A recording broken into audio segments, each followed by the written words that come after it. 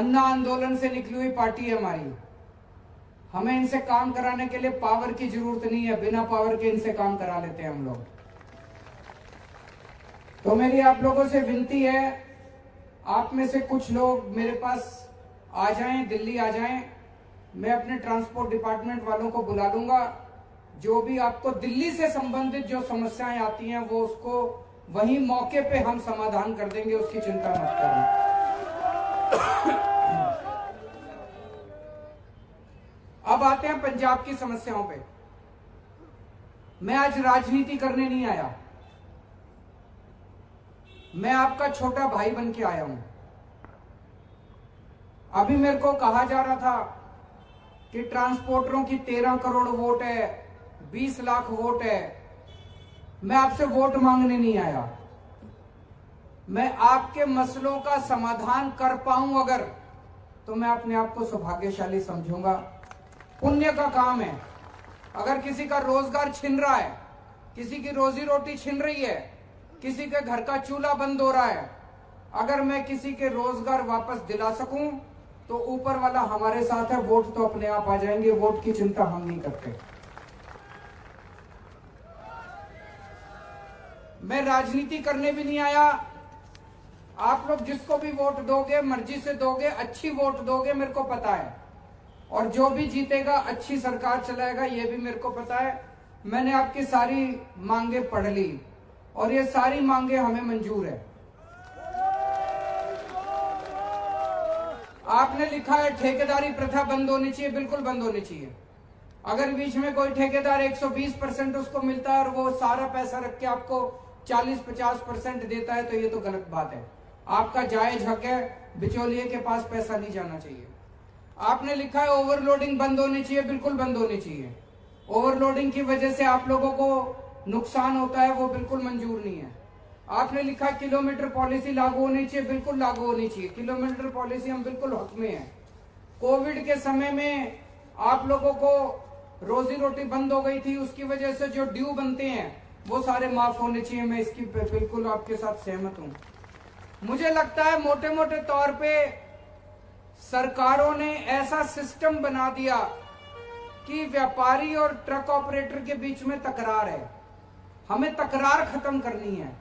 व्यापारी की भी रोजी रोटी चलानी है, ट्रक वालों की भी रोजी रोटी चलानी है। व्यापारी की रोजी रोटी बंद हो जाएगी तो ट्रक वाले की भी रोजी रोटी बंद हो जाएगी।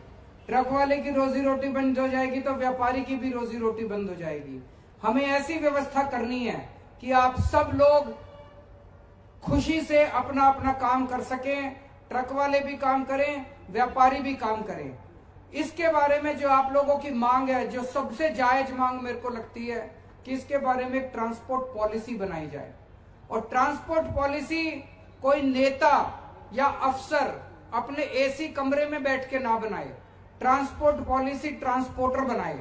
आप लोग ट्रांसपोर्टर लोग पॉलिसी बनाओ तो हमारी सरकार आएगी। एक जो सबसे बड़ा वादा मैं करके जा रहा हूं, आपकी यूनियनों में से, आपके लोगों में से, आपके आगुओं में से, आपके प्रधानों में से हम लोग चुन के 10 से 15 लोगों की एक कमेटी बना देंगे। वो कमेटी जो जो हमें बताएगी, जैसे जैसे मार्गदर्शन करेगी, आप आदेश करोगे, सरकार लागू करेगी। इससे बड़ी बात मैं नहीं कह सकता। अभी इस कागज में आपने 8 मांग लिख रखी है। ये मैं आपको यकीन से कह सकता हूं, ये 8 भी मान लूं तब भी जिंदगी तो बहुत बड़ी है। अब 8 और आ जाएंगी अगले साल तक, है कि नहीं है? ऐसा तो है नहीं कि 8 के बाद बस स्वर्ग मिल जाएगा, ऐसा तो है नहीं। तो आपकी सारी मांगे एक कमेटी बनाएंगे, 10 से 15 लोगों की कमीशन बना देंगे।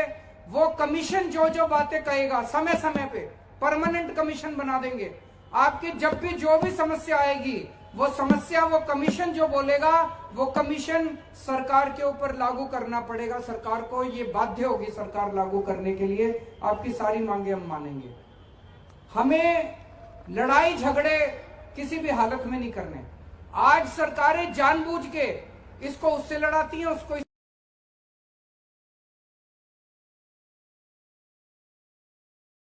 दिल्ली में भी मैंने इस किस्म की राजनीति नहीं करी। आज दिल्ली के अंदर 5 साल सरकार चलाने के बाद पहली बार 67 सीट मिली, दूसरी बार 62 सीट मिली। क्यों? क्योंकि दिल्ली के लोगों का प्यार मिला है मेरे को। दिल्ली के लोग मेरे को प्यार करते हैं। दिल्ली के लोगों के मसले सुलझाए हैं मैंने, अच्छे स्कूल बनाए, अच्छे अस्पताल बनाए, अच्छी बिजली दी, अच्छा पानी दिया।